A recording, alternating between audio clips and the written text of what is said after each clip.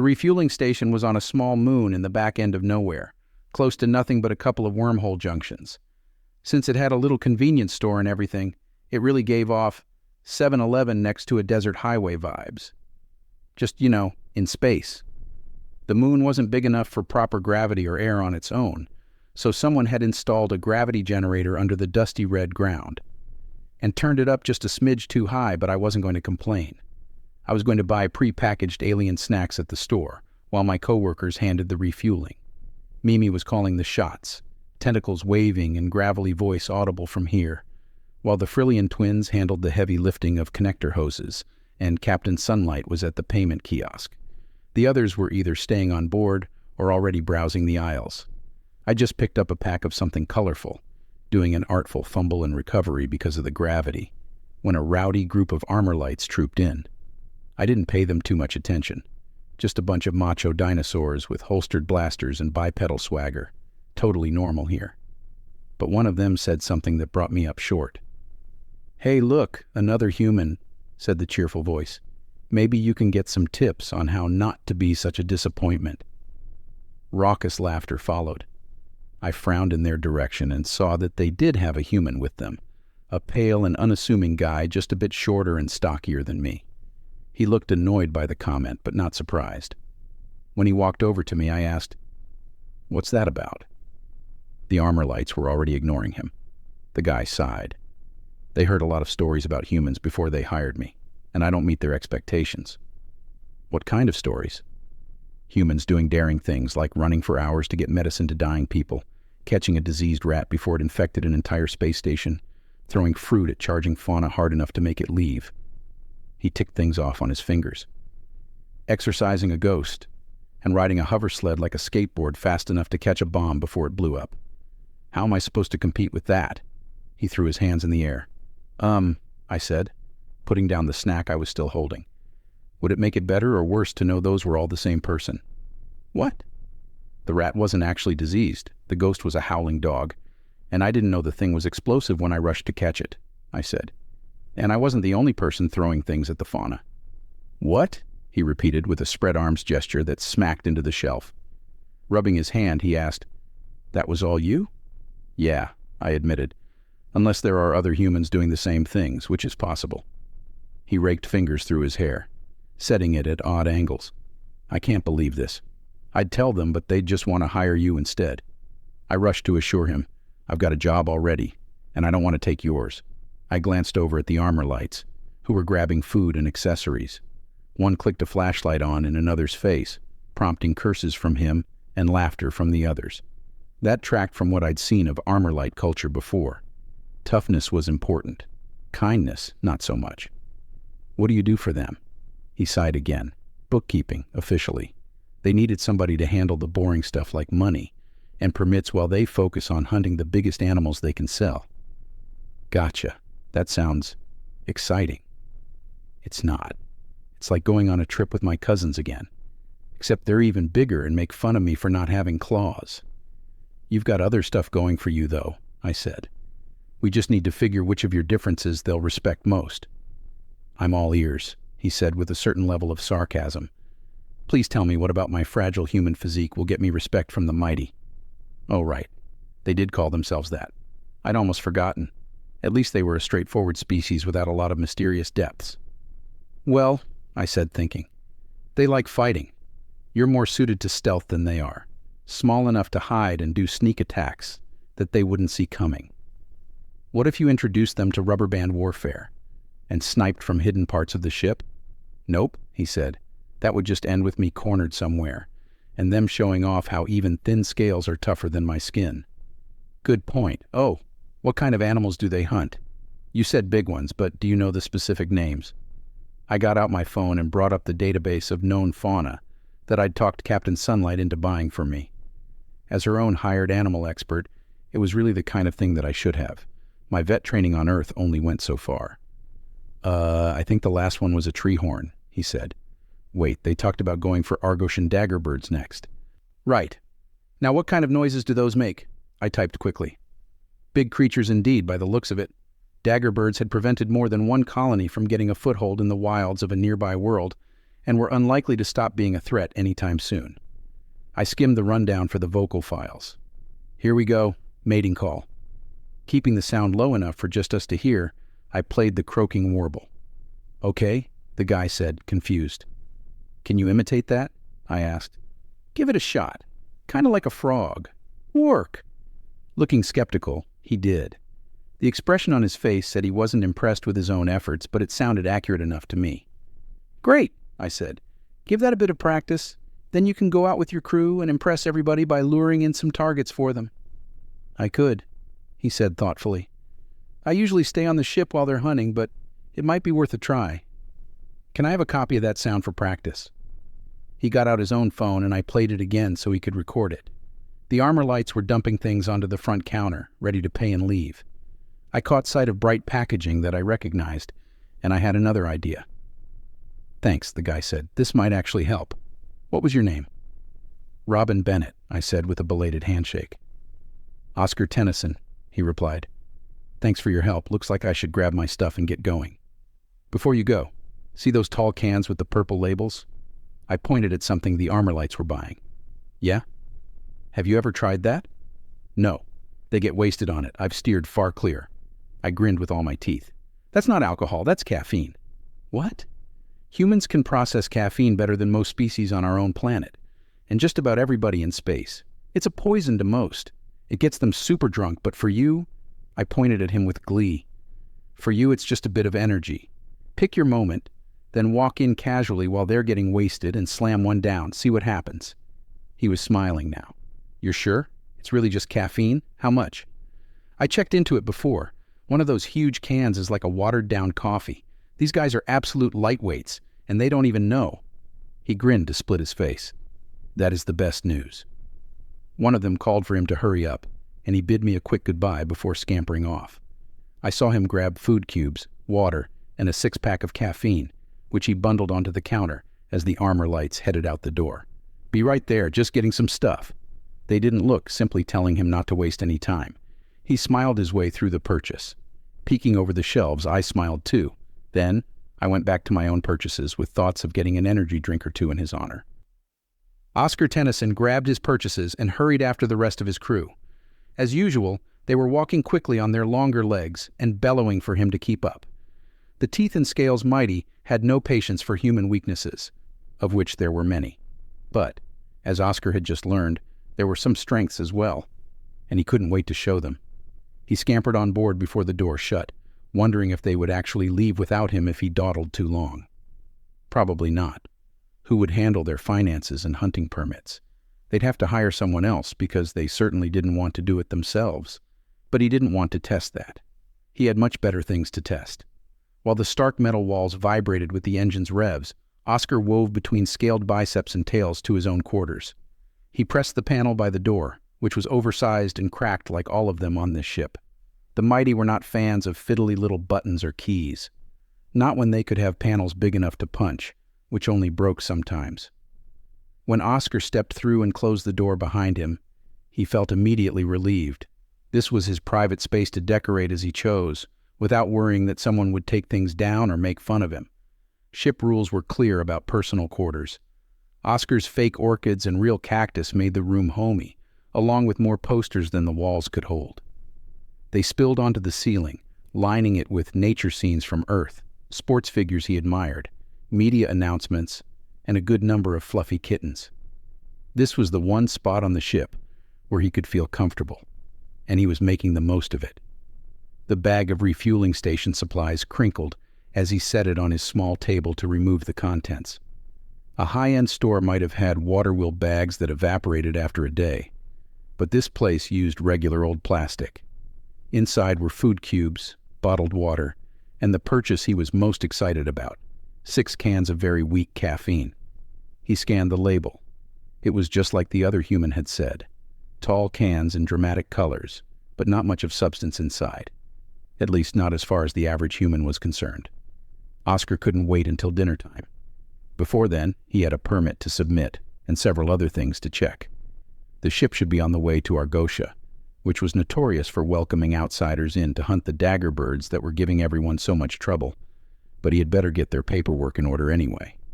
He grabbed his tablet and left his safe haven, heading back into the public parts of the ship, where he could face taunts from any direction.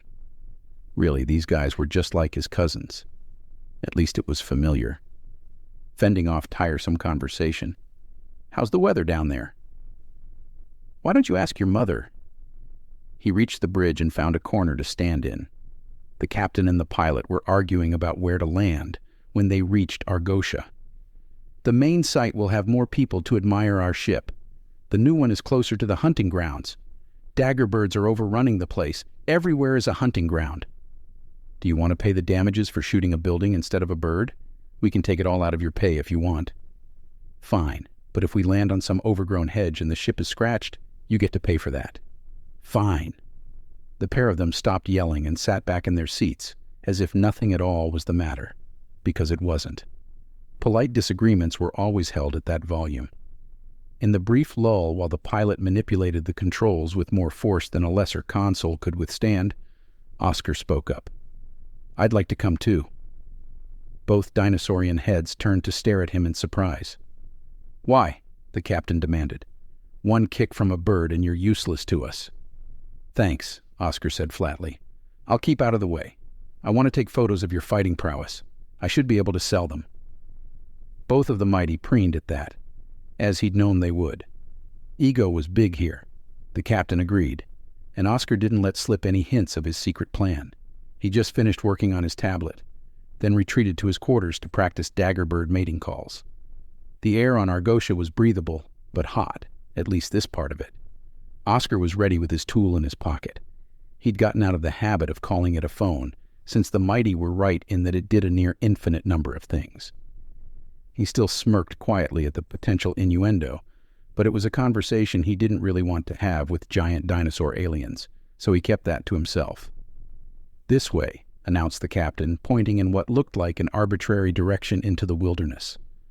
Whooping with the alien equivalent of testosterone, the crew raised their blasters and tromped off the landing pad, with Oscar following close behind. True to his word, he did take some pictures as he went, but he was waiting for his moment. It didn't take long to come. The shouting scared off all the wildlife. Then the mighty found a boulder to crouch behind and wait for the creatures to come back. They played a silent counting game to see who was best at guessing when they'd spot something worth killing. Distant footsteps on leaves made them smack each other in excitement, but nothing appeared between the trees. Now or never, Oscar thought. Knowing better than to startle his crewmates, he whispered, "Here, let me." Then he took a deep breath and let loose with his best imitation of a daggerbird seeking a mate. "Work." While the mighty shushed him and wondered what he was doing and started to figure it out, an answering "work" sounded from nearby. Then another, then 3. Oscar wondered if he'd overplayed his hand. No less than 5 large and eager daggerbirds crashed through the undergrowth at once, croaking and flapping, taking offense at each other's presence. The mighty all roared and leapt out, firing in every direction. Oscar dashed for a tree he'd been eyeing, the one with lots of branches, and didn't stop climbing until he was out of beak-stabbing range. He held tight to the trunk, catching his breath and watching the chaos. Belatedly, he remembered to take out his tool and snap some photos. This was actually a good angle. He got a great shot of the captain aiming down the throat of a wide-open beak, then another a split second later when the beak snapped shut inches from his head. Another of the engineer shooting one from beneath. 2 of the pilot tackling the largest bird and sinking teeth into the back of its neck where it couldn't reach to stab. Other species did their trophy hunting from a distance. The mighty liked the fight as much as the kill. Their blasters were set on a deliberately low setting, and their teeth were sharp. Safe up in his tree, Oscar grimaced at how bloody things were getting down below. He yelled another bird call to distract the one about to spear the crewmate who'd been knocked to the ground, and he got a cheerful, "Nice save by the little guy," which was as close to a thank you as he was going to get. The crewmate scrambled up and bit off a chunk while the bird was distracted. A couple of the crew looked like they were bleeding their own blood, but most of it was coming from the dagger birds, which were just as stubborn as the stories had said. Not one of them ran off. The last to die fell on top of somebody, which just added laughter from the rest of the crew to the triumphant cheers. Oscar took a picture of the bird being dragged off his disgraced crewmate. That photo he wouldn't sell, but would keep as minor blackmail if he ever needed it. Sticking it up on the wall to remind everyone of this moment could be a valuable strategic move. "We are the mighty," bellowed the captain, and the whole crew joined in with a deep-voiced cheer.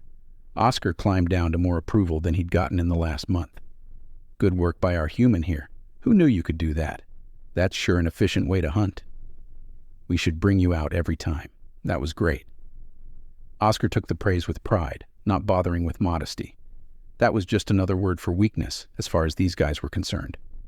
He managed to dodge when one of them made to slap him on the back with a large blood-stained hand, which just made them laugh more.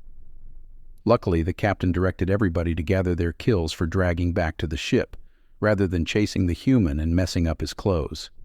Oscar took a position on the lowest branch of his tree, taking a couple more photos as the victorious hunters figured out how to get it all home. If anyone had asked Oscar, which they never would, he'd have suggested going back for a hover cart or taking them one at a time. But of course, they did neither. Definitely the type to insist on carrying all the groceries in at once, Oscar thought, as his crewmates strained to drag the giant carcasses through the undergrowth. He hopped down and kept pace out to the side where there was no blood on the leaves. They finally made it back to the ship, doing nothing to clean up the smears of blood they left on the landing pad. Oscar darted off to his quarters as soon as the door opened. The rest of them could handle getting the birds into cryo storage, or chopped up right away, whichever they saw fit to do. The lowest-ranking one, without significant injuries, would be in charge of clearing the blood from the hallways, but only after they'd all taken a walk through the water and air blast chamber that passed for a shower here. It had always reminded Oscar of a car wash. He kept to himself until dinner, sorting his photos while everyone else dealt with the catch and the mess and the injuries. The mechanical med system on this ship was just as efficient as the shower. They'd all be in decent shape by mealtime. And mealtime after a successful hunt was also drinking time. Oscar usually ate in his room, wanting nothing to do with the raucous meat-tearing and drunkenness. But today was different, because he'd learned something valuable about the liquid they were getting drunk off. Oscar considered the cans he'd bought, then decided it would have more of an impact if he just took one of the communal supply. So instead, he grabbed his new food cubes and a pre-made tin of spaghetti from his mini cryo and followed the sound of laughter. They were already a little drunk when he got there, sprawled across chairs with a table full of meat slabs spilling over the edges of the plates. And as expected, there were tall purple cans everywhere. "Hey, it's the little guy. Let's hear it for the human with the surprise talent. Maybe you're not useless after all." "Thanks," Oscar said, as they pounded fists against anything in reach as a form of applause. He leaned against the open doorway and shuffled his belongings so he could get a fork and a meatball without setting down the food cubes. "That was pretty easy where I'm from. You guys really can't do that?" He popped the meatball into his mouth, casual as you please. The mighty, of course, thought this was funny and took it in stride. More gulps from their drinks, more savage mouthfuls of food, and a few questions about the surely excellent photos he'd gotten, which would make them all look amazing. Oscar said he'd share the best ones. These would make fine decorations in their own quarters, and would probably be appreciated by the right-paying audience. Then came the moment he'd been waiting for. The captain raised his drink in another cheer, and somebody noticed that the human was the only one without a can in his hand. Get the human a warrior's drink. Bet you he passes out after one sip. Nah, he can take at least two. Oscar smiled quietly. If they'd been paying attention, they might have changed their bets at that smile. He set his food down in the hallway to free his hands. When one muscular, taloned arm offered him a can of their most potent intoxicant, he took it, oh so casually. Then he whipped his head back and chugged the whole thing. "Oh, human's gonna die. I'm not cleaning up the puke. What the supernova? There are better ways to go than that. Somebody drag him to medical so we don't have to find somebody else to do the boring stuff?" Yeah, he was just getting interesting. Oscar ignored all of them, giving the empty can a thoughtful look. It felt like the same thin aluminum he remembered from Earth. And if there was anything his cousins had taught him, it was the proper way to dispose of a beer can. He dug his fingertips in and crushed it against his forehead. Then while the room reacted to that, he wiped off the drips and threw the can across the room. When it went into the trash on the first try, he was internally very glad, but he didn't let it show. Instead, he picked up his food and resumed eating. "What's the big deal?" he said. "Is that what you guys have been getting drunk off? How quaint." "How in all the black holes?" "No, he's going to fall over any second. Just watch." "Quaint, that's hilarious." "He's totally bluffing. Just wait and see." Oscar was enjoying being the center of the crew's attention today. He made a show of sweeping his eyes across the various cans in the room. "None of you has finished a can yet, I see. Was that supposed to be strong?" There was widespread laughing and elbowing of each other, most of them still clearly convinced that the silly little human was going to throw up and die any second now. So, Oscar set down his food, walked over to the table, and chugged a second one. It was a bit more liquid than his stomach was really happy with, but that was a small price to pay for the uproar that followed. They exclaimed. They renewed their bets. They drank from their own cans. They got visibly drunker and abandoned their bets. Oscar leaned against the doorframe, eating spaghetti and food cubes. After one particularly unsteady crewmate tripped onto the table full of meat, and someone pointed out that the human wasn't wobbling at all, Oscar said, "You guys don't know much about my species, do you? Half of what I eat would liquefy your insides." He held up a food cube, eyeing the different colored specks of all the ingredients that made it balanced for an omnivorous digestive system. He laughed. "You guys just eat meat. How boring." They only got drunker after that. Oscar was pretty sure that the nearest two wanted to pat him on the back, but the floor was moving too much for them to make it all the way to the doorway. Somebody offered him a raw slab of daggerbird. He turned it down with casual scorn. "Nah, meat isn't worth eating unless it's passed through fire. That's weakling meat you've got there. Get back to me when it's cooked brown." They loved that. The party was an epic one, only winding down when most of the crew was too drunk to reach more drinks. Oscar demonstrated his steadiness by picking through the mess to drop his food containers in the trash, then move back to the door. "Well, it's been fun," he said. "I'll send in the med drone to make sure nobody's going to wake up dead. Let me know if you want to get your tails handed to you by any more dagger birds. I'll call them in close for you again." He got groggy approval to that. Oscar left with a smile on his face and a mild amount of caffeine in his blood. Maybe after stopping by the med center, he'd use that energy on some exercise. Thoughts of the run to the hunting grounds and the way his crewmates had paced themselves suggested that it wouldn't take much practice for him to out-endurance the mighty on the VR treadmill. "I wonder what else I can do,"